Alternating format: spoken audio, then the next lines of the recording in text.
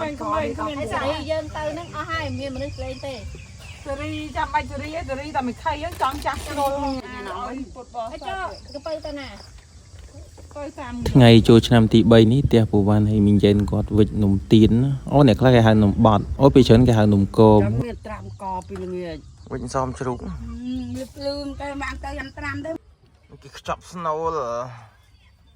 ធំហ៎បងចឹងមកស្នូលនំធ្វើពីដូងកាច់កម្សៅឯគួរទៅហូបទេនំហ្នឹងដៃនិយាយទៀតអ្នកមីងគាត់កាត់ស្លឹកមួយអ្នកមីងវិចនំអីអ្នកមីងអ្នកមីងនំគមហើយនំគមស្នូលអីដង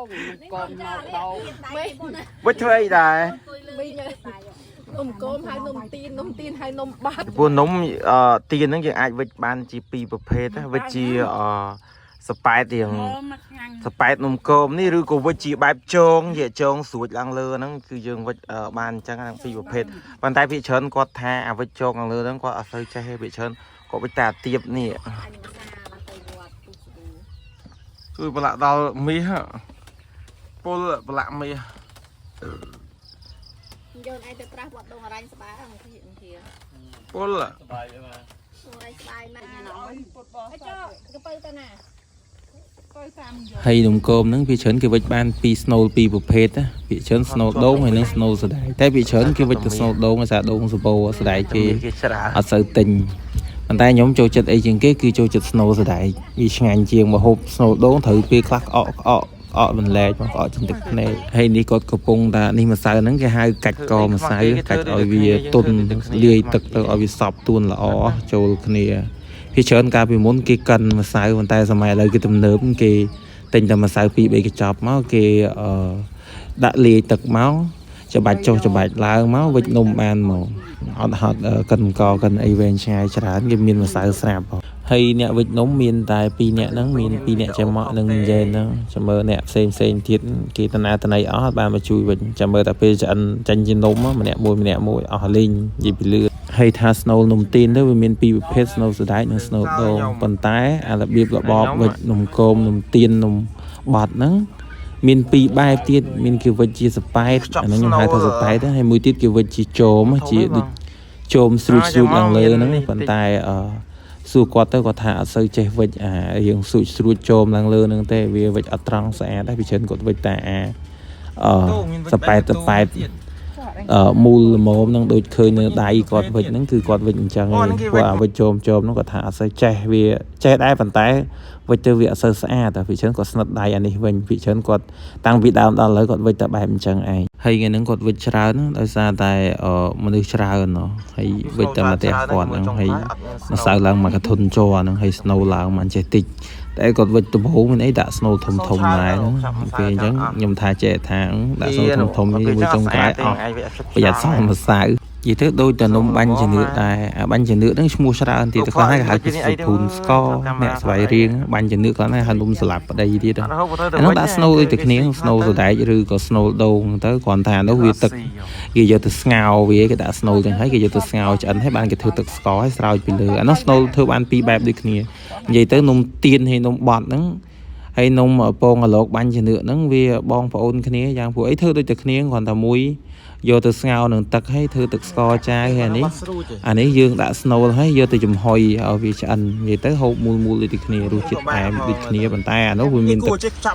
បាញ់ជំនឿនោះវាមានទឹកស្ករស្រោចពីលើបន្ថែមទៀតនិយាយទៅវាបងប្អូនចដូនមួយឬក៏បងប្អូនបង្កើតគ្នាតែប៉ុណ្្នឹងគ្រាន់តែមួយយកទៅត្រាំក្នុងទឹកស្ងោរក្នុងទឹកហើយមួយនៅលើគោកអានំបាញ់ជំនឿហ្នឹងអាហ្នឹងបើយើងធ្វើស្នូលច្រើនប៉ុន្តែដល់ពេលយើងដាក់អស់ស្នូលនៅសល់ម្សៅអាហ្នឹងយើងអាចធ្វើជាធ្វើលុញវាក្របគេហៅពងអាឡូកអាតូចហ្នឹងធ្វើអត់បាច់ដាក់ស្នូលទេធ្វើប៉ុនមេដៃធំជាងមេដៃបន្តិចណានិយាយស្រូបទឹកស្ករហូបបានហើយមួយទៀតមួយទៀតបងប្អូនវាចដូនមួយឬបងប្អូនទី3ប្អូនពៅវាទៀតទេយ៉ាងហ្នឹងគេហៅនំផ្លែអាយអាហ្នឹងគេធ្វើដូចតែគ្នានឹងម្សៅប៉ុន្តែអាហ្នឹងគេដាក់ស្នូលសណ្តែកឬក៏ស្នូលដូងឯងគេយកស្ករត្នោតទៅកាប់ធ្វើម្ដុំតូចមកហើយគេខ្ចប់យកស្ករត្នោតហ្នឹងម្ដុំតូចហ្នឹងយកធ្វើស្នូលវាហើយគេលុញវាឲ្យមូលហ្នឹងទៅគេយកទៅដាក់ក្នុងទឹក គេយកទៅស្ងោរក្នុងទឹកវិញហើយដល់ពេលគេយកមកស្រង់មកយើងហូបបានហ្មងអត់បាច់ស្រោចទឹកស្ករអីទេអាហ្នឹងគេហៅនំផ្លែអាយនិយាយទៅសិតតែនំ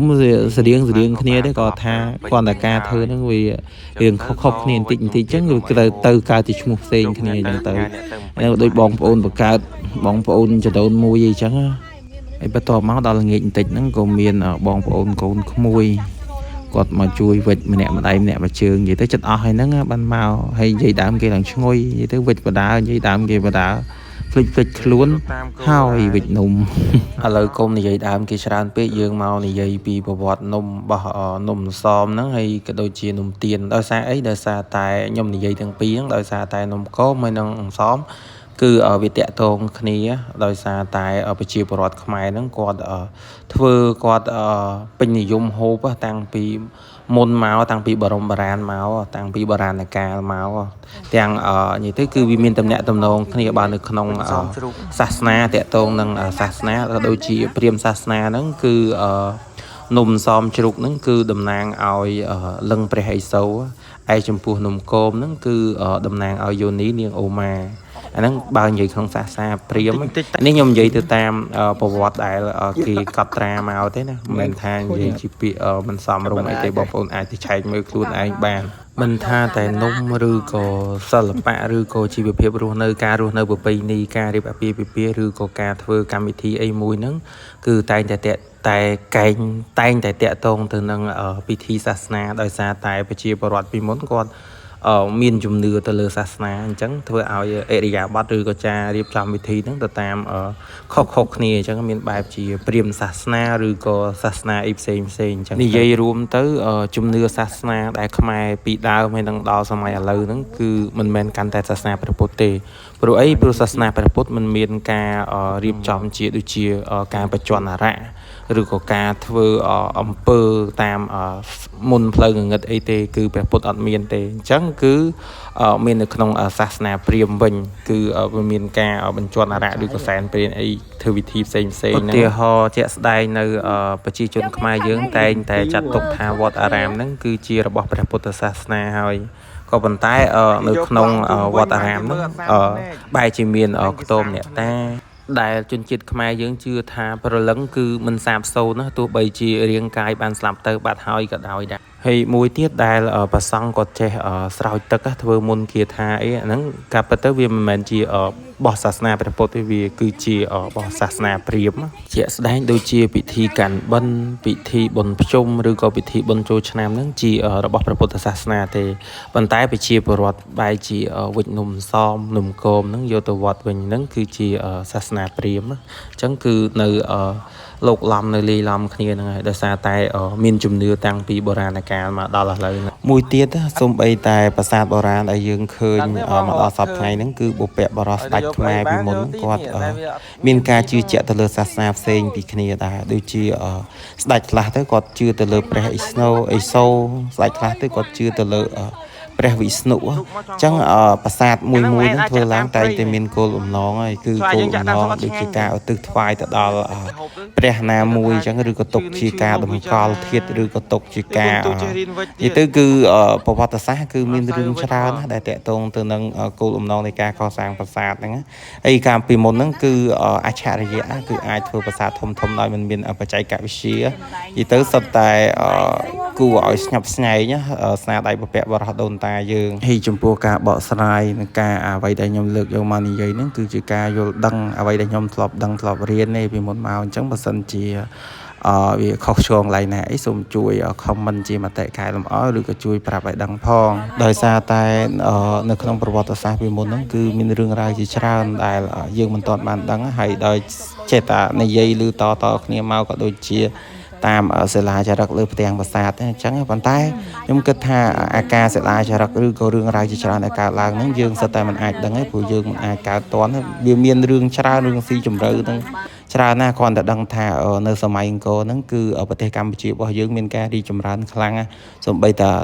ទីដីអីក៏ធំធេងដែរស្ដាច់និយាយទៅគឺសម័យកាលរីកចម្រើនតាក់ទងនឹងនិយាយប្រវត្តិសាស្ត្រពីនំហ្នឹងក៏បែកជាអូហូជាស្ទឹងច្រើនឥឡូវមិនមានអីច្រើនទេវីដេអូយើងមកដល់ទីបញ្ចប់ហើយអរគុណសម្រាប់ការ